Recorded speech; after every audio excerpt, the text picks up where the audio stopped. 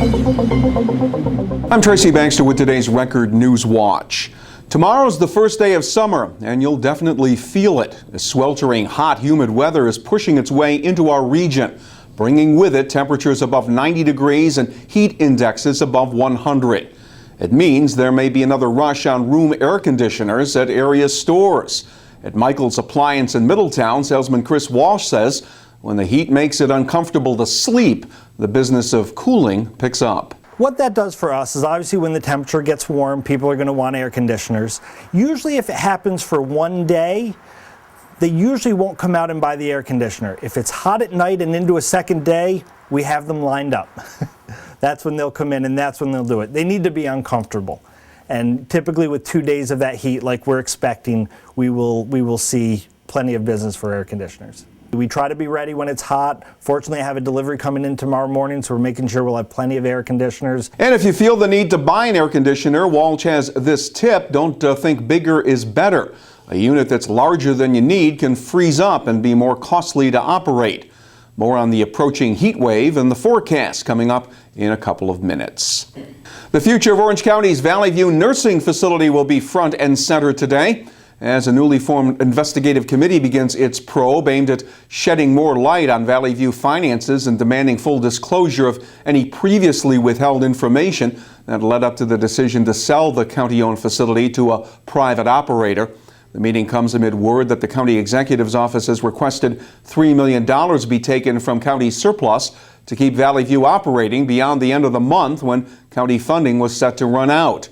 Reporter Chris McKenna will have more, including the latest on the county's possible Valley View closure timetable in tomorrow's Times-Herald Record. In business news, shareholders of CH Energy Group, the parent company of Central Hudson Gas and Electric, voted overwhelmingly this morning to okay the sale of their company to Fortis Incorporated, Canada's largest investor-owned utility company. The $1.5 billion deal includes the assumption of $500 million worth of CH Energy debt. Deal will allow Central Hudson to operate independently, reportedly with little change in its daily operations. CH Energy shareholders will be paid $65 per share once the agreement's finalized by the State Public Service Commission and the Federal Energy Regulatory Commission. It's now up to the Washingtonville Village Board to determine the fate of suspended Police Chief Stephen Bogert. This after the report of a hearing officer concluded that all but one of the charges lodged against him should be ruled invalid. Attorney and hearing officer Gary Greenwald issued his report Monday, recommending that charges not be upheld against Bogert for allegedly pressuring a former police sergeant to lie and forcing an officer to use sick time to take an involuntary psychological evaluation. Greenwald did say the charge that Bogert handed over records of an active investigation to a village trustee was valid. The village board will meet next week to decide on a course of action in the case.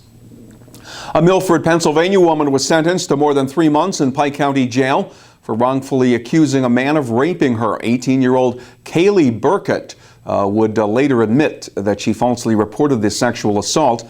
That led to a dismissal of charges against New Jersey resident Gregory Landix. Prior to her arrest, Burkett failed to appear for her preliminary hearing and then stole several checks from her mother. Besides the 115 days of jail time served, Burkett was also sentenced to 18 months parole and fined $600.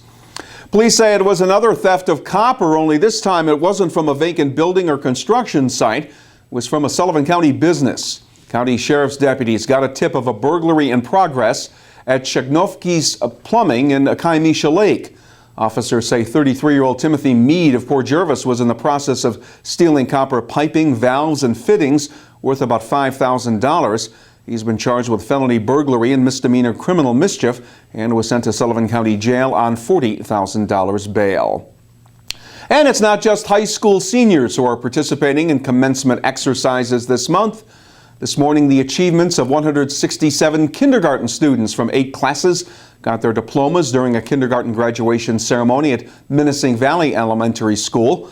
The soon-to-be first graders, wearing caps and tassels, marched into the school's auditorium to officially mark the final day of their kindergarten experience. And after the speeches and the recessional, it was time to say goodbye and look forward to enjoying summer vacation.